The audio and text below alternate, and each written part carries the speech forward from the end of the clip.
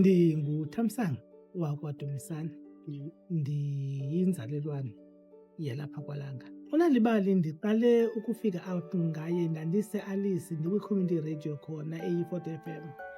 Kwakukho usisi okwakuthiwa ngusisi Nomputuko uHluma Zakaza, owayeyi-provincial coordinator ke ngoko. I think sasine-interview naye sizawuthetha nge-World Read Aloud Day. So wayene-interview nathi sahlala khona and wandixelela into yoba ke mandincedise. We worked as party yakaNalibali. We became a partner siyi-Fort FM yakaNalibali. Savula ke many greeting clubs ngakumbi zasezikolweni nakwi-library zasikhoyo Alice sikunye nosisihlubu sisebenza ke towards this Nalibali brand. Remember Nalibali une-slogan esithi we read for enjoyment. We wanted to blend read for enjoyment no read for examination purposes. So sasithi abantwana mabazame ukufundisa ukonwaba ukuze bakwazi ukudibanisa ukufundela for exam. So yayisinika laa nto nje ngootishala into yoba sikwazi ukuzidibanisa ezinto ezi. Xa bekwazi ukufundela ukonwaba kulula ke ngoku ukufundela ukuqonda nokulungiselela uviwo labo. Immense imbizo yam yokuqala le.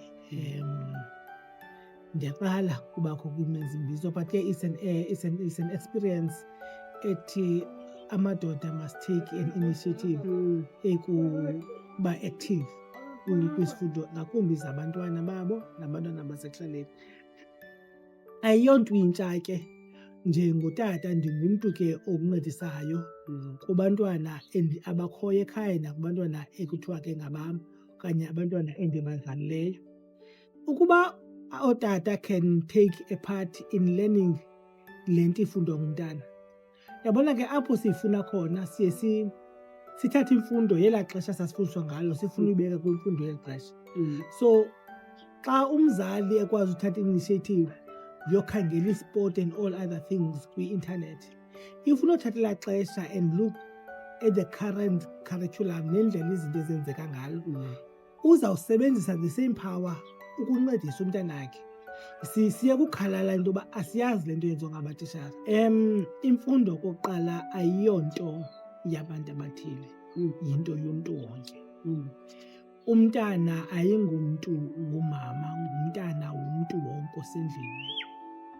Ukuba ke sinothabatha ithuba sizinike ixesha lokufunda ukwenza le nto ifunekayo, siziphi ithuba lokukhangela indlela yokuncedisana nabantwana, singabi ngabantu abangqwabalala ekunqandeni ezinye izinto, kodwa sisondeze uthando.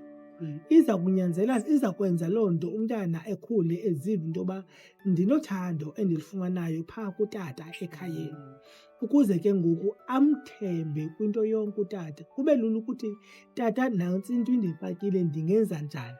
Akho ntwimbi xa ndingayazi into, ndithi hayi mntanam andiyichani ndake ndiyoyikhangela ndizabuya ndikuncedisa. Imnika ithemba utata umntana into yoba xa utata engayaziyo uyakwazi uyikhangela abuye nento esihlahla. Akukho ntwimbi ekufundeni kuba ke kusekufundeni apho kuzakwazi uku-improva khona. So must be willing to learn and willing to help. That will be able to improve i-society yethu nabantwana bethu, indlela abantwana bethu abafunda ngayo.